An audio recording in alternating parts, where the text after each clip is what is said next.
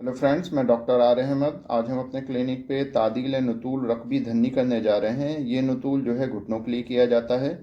सबसे पहले इसके प्रोसीजर को आपको समझा देते हैं, फिर पेशेंट की हिस्ट्री और क्या क्या इसमें प्रिकॉशन ली जाती है वो सारी चीज़ें आपको बताएंगे। तो इसमें सबसे पहले जिस घुटने में तकलीफ़ है उस घुटने के चारों तरफ उड़द के गूंधे हुए आटे से एक मोल्ड फिक्स कर दिया जाता है। पहले इसके लिए केवल गूंधे हुए आटे का इस्तेमाल किया जाता था, जिससे एक मोल्ड ऐसा चारों तरफ बना देते थे। लेकिन अब इसमें एक्राइलिक प्लास्टिक के इस तरह के मोल्ड आ जाते हैं जो यूज़ करना बहुत ही इजी होता है। तो इस मोल्ड को पहले आप घुटने के चारों तरफ फिक्स कर देंगे।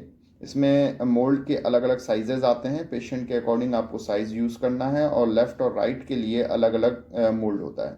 उसको फिक्स करने के बाद फिर पेशेंट के मिजाज के हिसाब से जो आपने ऑयल चूज़ किया है उस ऑयल को हल्का गुनगुना करके उसके अंदर उस मोल्ड के अंदर भर देना है। इतना भरना है कि घुटना पूरी तरीके से डूब जाए। और इस बात का ध्यान रखना है कि ये तेल गर्म होना चाहिए, इतना गर्म हो कि पेशेंट की स्किन को कोई नुकसान ना हो, पेशेंट उसको बर्दाश्त कर सके। और फिर इस ऑयल को आपको 30 मिनट तक के 20 मिनट से स्टार्ट करते हैं, 20 मिनट से लेकर 30 मिनट तक उसको भरे रखना है उस मोल्ड के अंदर। ऑयल ठंडा होने लग जाएगा तो उसको या तो आप फिर निकाल के दोबारा गर्म करके फिर से भर सकते हो, या फिर ये भी कर सकते हो कि आप हेयर ड्रायर जो आता है उसके थ्रू भी इसको हीट कर सकते हैं। ये प्रोसीजर आपको 20 से 30 मिनट तक करना है। उसके बाद फिर जब ये पूरा प्रोसीजर हो जाता है तो फिर इस ऑयल को हम निकाल लेते हैं। फिर ऑयल निकालने के बाद फिर क्या करना है, इस मोल्ड को हटा देना है और आटे को पूरी तरीके से साफ़ कर देना है। उसके बाद थोड़ी देर तक इस घुटने का धीरे हल्के हाथों से धीरे धीरे मसाज करना है, जिससे जो बचा हुआ ऑयल है, जो स्किन पर लगा हुआ ऑयल है, वो अंदर एब्जॉर्ब हो जाए। और मसाज करने के बाद फिर इस बात का ध्यान रखना है कि पेशेंट थोड़ी देर रेस्ट करेगा।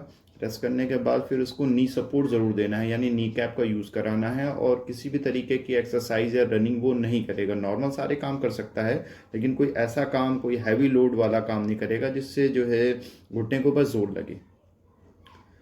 और इस बात का भी ख्याल रखना है कि ये थेरेपी की जाए तो खाली पेट की जाए। पेशेंट को किसी भी तरीके की अगर हाजत है, पेशाब पखाने की हाजत है या कोई भी हाजत है, तो उस हाजत से पहले उसको फारिग कराया जाए। फारिग कराने के बाद फिर ये प्रोसीजर करना है। और प्रोसीजर मॉर्निंग के टाइम में किया जाए तो ज़्यादा बेहतर है, कि उस वक्त क्या होता है कि पेशेंट पूरी तरीके से रात में रेस्ट लेके आया होता है, तो उस टाइम अगर हम ट्रीटमेंट करते हैं तो उसका रिजल्ट ज़्यादा बेहतर आता है। ऐसा किताबों में लिखा हुआ है। और अगर वक्त नहीं है तो किसी भी टाइम किया जा सकता है, वो कोई मसला नहीं है, लेकिन बेहतर है कि सुबह के वक्त में किया जाए।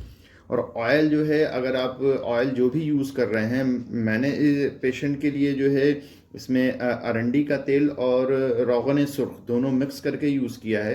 वो पेशेंट के मिजाज के हिसाब से फिर आप निकाल के उसको यूज़ करेंगे। और एक बात और इसमें ख्याल रखना है कि जो ऑयल इसमें यूज़ करना है उसको डायरेक्ट हीट नहीं करना है। कभी भी किसी बर्तन में लेके जो ऑयल, मेडिकेटेड ऑयल है, उसको डायरेक्ट हीट नहीं किया जाता है। जिस डायरेक्ट हीट करने की वजह से क्या होता है कि उस ऑयल का जो मेडिसिनल प्रॉपर्टी है वो कम हो जाती है। तो हमेशा इसको वाटर बाथ में, यानी कि एक किसी छोटे बर्तन में आप पानी गर्म कर लें, खौलाएं, और उसमें के अंदर किसी दूसरे बर्तन के अंदर आपको जो है क्या कहते हैं कि वो ऑयल को रख के तब गर्म करना है। ठीक है।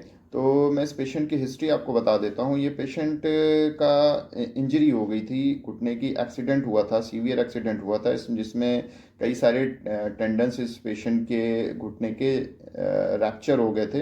एमआरआई में सारी डिटेलिंग आई थी। तो इन्होंने एलोपैथिक डॉक्टर से ट्रीटमेंट लिया, जिससे इनके जो रैप्चर था, जो टीयर था, टेंडर टीयर, वो तो हील हो गया। लेकिन उसके बाद भी 1 साल बाद भी घुटना पूरी तरीके से मुड़ नहीं रहा था, और पेन भी काफ़ी था घुटने में। फिर उन्होंने जब कंसल्ट किया डॉक्टर से, तो डॉक्टर ने इनको बताया कि ये ऑस्टियोआर्थराइटिस के सिम्टम है।